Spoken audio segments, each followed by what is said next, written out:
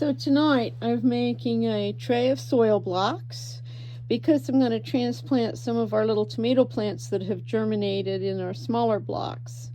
So this is the blocker for making little blocks to germinate plants in, start the seeds in, and these make about a 3/4 of an inch cube in a square of 20. And then this is my blocker. I think these are 1.5 or close to 2-inch squares, cubes, and that's the blocker for them. It makes 4 at a time. I generally fit about 40 of these in one regular plant tray. I do order thick, heavy-duty trays so that they don't break down and crack too easily. And I can use them for several years before they start breaking and leaking. This mix is just peat moss and perlite, and they are rubbed through a 1/4-inch hardware cloth, and there's a little bit of some vermicompost, worm compost in there, a very small amount, just to inoculate it with a little beneficial bacteria. Most of those actually don't care that much for peat moss, but it's a little help. So I'm on making my last set of blocks here, so I'll show you how I do this. It's actually full. So I just push and squeeze, push this down really hard into the mix. The mix is getting a little bit soupy there at the bottom because it's the bottom of my tray. It does need to be fairly damp. And what we're going to do now is going to pick that up, and you can see there's some lumped on the bottom, but all of the squares are full. And now let's see if I have enough hands here. I don't have enough hands.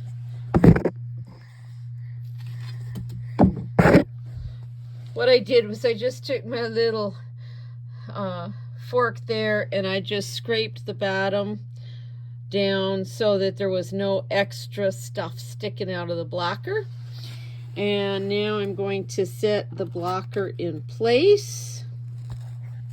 I'm going to push down really hard on the plunger, and then I'm going to put my fingers under this metal bar, and I'm going to lift that bar up while I'm holding the plunger down. And sometimes little bits of perlite get stuck in the mechanism. Anyway, I'm pulling that up slowly, okay?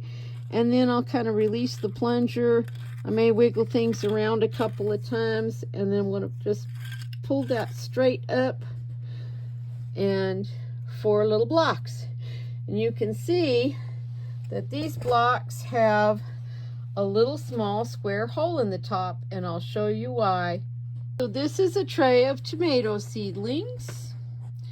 As you can see, not all of my squares have germinated. These blocks were made with the little small 3/4-inch square block, and you can see there's we planted 1 seed per little tiny cube, and now we have like this whole forest of little tomato plants. So we have about 60 early girl tomatoes and about 40 squares of Roma. These back here were some jalapenos. You see one is beginning to sprout. Peppers don't really like my house because it's a little too cool. These 2 blocks were some really old eggplant seeds that I had, and I thought, well, I would check and see if anything comes up, and if they didn't, it's no big deal. I have a ton of other seeds, but I try to use the oldest ones first, and those seeds were probably like 10 or 15 years old, so that's okay. And it could just be too that besides being old, that they might just need longer to germinate, and it might not have been warm enough for them, because eggplants really like to be warm. They like to be warmer actually than tomatoes.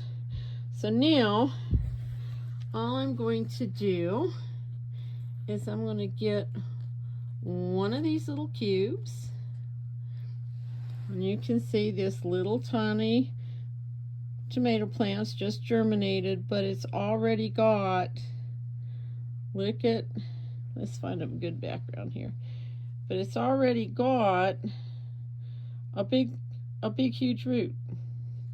And now what we're going to do is this little block will just pop right into that hole. Shazam. All done. And here's another one.